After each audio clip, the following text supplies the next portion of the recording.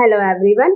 Green tea के बारे में हम सभी जानते हैं, लेकिन आज मैं बात करूंगी ब्लू टी यानी कि अपराजिता के बारे में। अपराजिता को हम बटरफ्लाई पी भी बोलते हैं। जितना ये दिखने में सुंदर होता है उतना ही ये मेडिसिनल वैल्यू भी रखता है और आज हम डिस्कस करेंगे इसकी मेडिसिनल इंपॉर्टेंस के बारे में।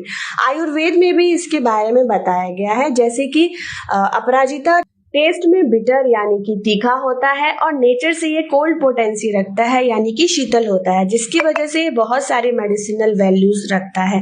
लेकिन आज जो हम बात करेंगे वो अपराजिता का डायबिटीज कंट्रोल करने में रोल के बारे में।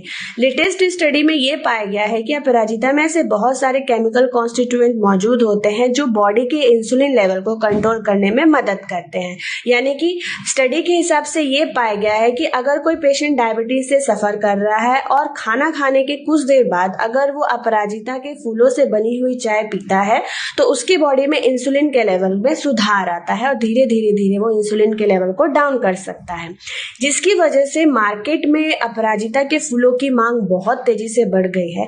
तो अगर आपके घर में भी अपराजिता के फूल हैं और वो सूख रहे हैं तो उन्हें फेंके नहीं, उसको उपयोग में लेके आए। डायबिटीज के अलावा अगर हम बात करें तो अपराजिता का जो स्टेम और रूट होता है उसका चूर्ण भी बहुत सारी चीजों में काम आता है, जैसे कि अगर कहीं स्वेलिंग है तो वहां पर उसको इस्तेमाल किया जा सकता है। इसके अलावा अपराजिता में से बहुत सारे केमिकल कॉन्स्टिट्यूएंट होते हैं जो कि एज एन एंटीऑक्सीडेंट यूज किए जा सकते हैं या फिर एंटी एजिंग में यूज किए जा सकते हैं। हेयर ग्रोथ में उसका बहुत बड़ा रोल है।